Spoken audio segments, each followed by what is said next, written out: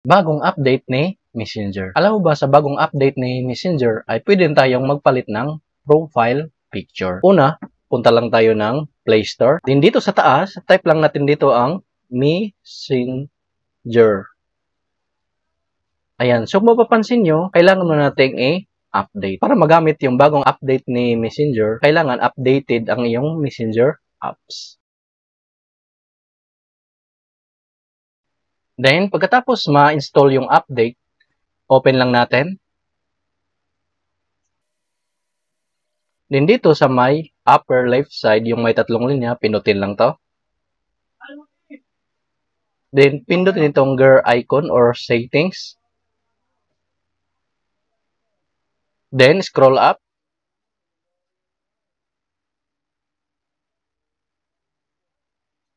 Then, dito, under sa account center, pinutin lang tong personal details. Ayan, so lalabas yung profile mo dito. So, sa akin, may dalawang profile sa Instagram tsaka sa Facebook. Then, pinutin lang tong arrow. Dito makita yung pangalan ng account sa Facebook tsaka Instagram. Pipili natin ay Facebook. Ayan. Then, dito na makikita ang profile picture. Pinutin lang tong profile picture.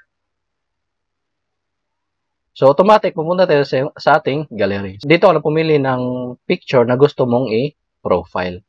Ayan. Halimbawa, itong pinakauna. Ayan. Then, ito yung preview. So, pwede mo siyang i-edit. And then, try natin i-edit. Then, i-crop natin. Ayan. Pagkatapos mong ma-edit, click lang tong done. Then, pinutin tong save.